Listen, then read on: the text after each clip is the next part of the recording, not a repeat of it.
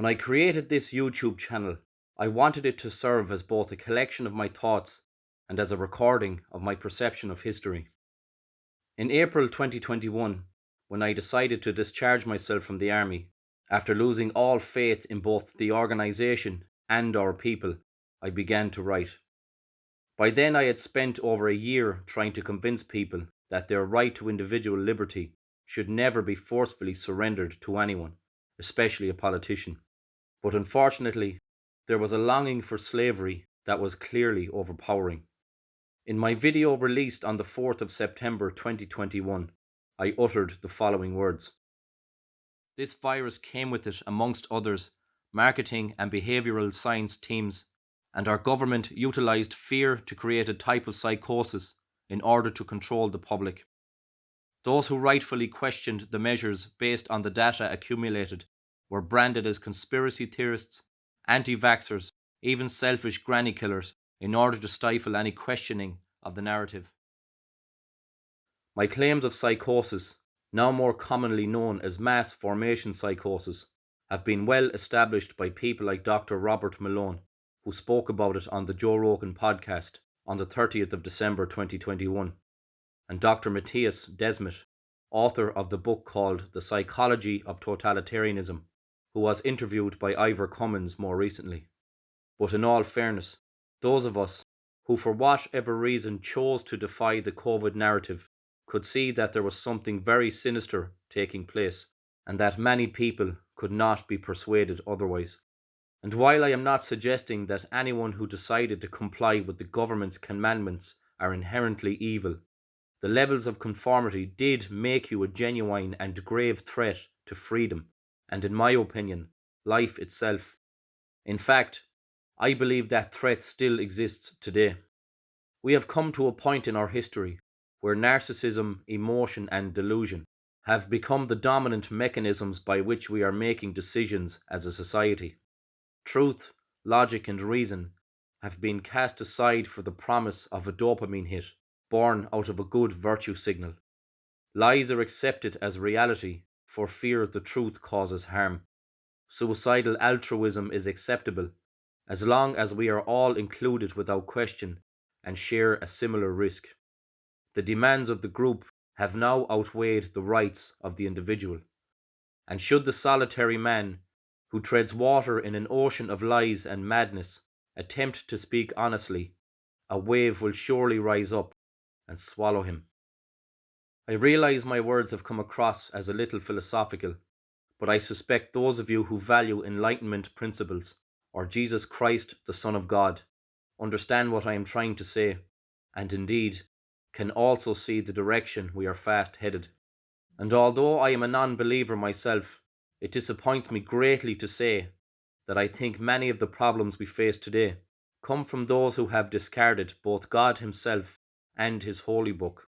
Strangely enough, I find I have more in common with the religious types, in spite of my rejection of the divine, than the new atheists. I suppose I never filled the God-shaped hole in my life with another religion, while many of the fraudulent non-believers did. And by now, if you don't think wokeism is a religion, there's a strong possibility you may end up being a servant to its dogmas. The failed ideas of the 20th century have come back to haunt us. They have been consolidated and repackaged once again for another attempt, and the majority of Irish people either cannot recognise it or simply choose to ignore. I will attempt to make a point in the following way. We are led by Micheál Martin, our Taoiseach, a man who wants nothing to do with a backwards idea of sovereignty, and I suspect would have us kneel before Europe before ever allowing us to decide our own destiny as a country. An Taoiseach Leo Varadkar is celebrated by the executive chairman of the World Economic Forum, Klaus Schwab, as being one of his young global leaders.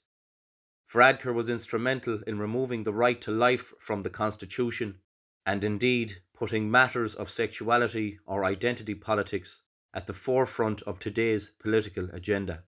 He also happened to be the Taoiseach when the Health Preservation Act 2020 came to pass, ruining lives and livelihoods.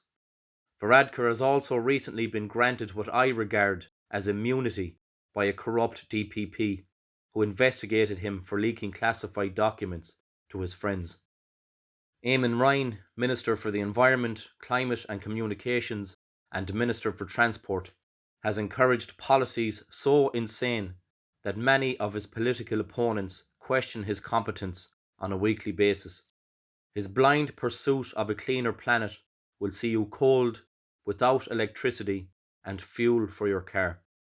Minister for Justice Helen McEntee is hell-bent on introducing hate crime legislation, which will erase the true meaning of justice and equality in pursuit of a system that will treat the victims of crime with more or less privilege depending on their race, gender, sex, sexual orientation, ability, and so forth, instead of treating each individual victim as equal before the law. The Marxist lens through which these laws have been created will also serve to crush freedom of speech and the right to dissent, and anything deemed hateful by those in power is to be criminal.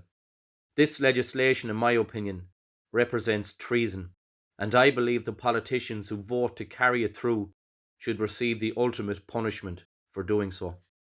With just these four key members of government and the policies they have introduced or are pushing to have introduced, we have a country with no sovereignty, a country that murders its unborn, a country that places value in the politics of identity, a country that will sacrifice your well-being to bring down pollution, and a country that will punish you if you dare speak out against any of it. And I haven't even spoken about Roderick O'Gorman spending €900,000 of taxpayers' money to fund a service for his own special interest group, or Pascal O'Donoghue supporting men in dresses reading stories to children. I haven't spoken about Regina Doherty and her seemingly devout belief that there are at least 9 genders, or Fintan Warfield referring to women as pregnant people. I haven't spoken about Mary Lou MacDonald and her vision of a multicultural Ireland living in her new and improved version of socialism, or Richard Boyd Barrett, who wants to forcefully acquire private property. I haven't spoken about the Minister for Housing, Dara O'Brien, who announced so arrogantly that there will be no cap on the amount of refugees Ireland will take in, or Ivana Bacik, who wants to create protest exclusion zones to criminalise dissent. I could go on forever. I suppose my question is this: what do you as a voter seek to gain by putting into power people who view your hard-earned wealth, your property and your individual liberty as completely expendable? The damage Fianna Fáil, Fine Gael and the Green Party have caused by using billions of euros of your money to pursue damaging policies will only be made worse by asking Sinn Féin, Labour, the Social Democrats and People Before Profit to step in and remedy.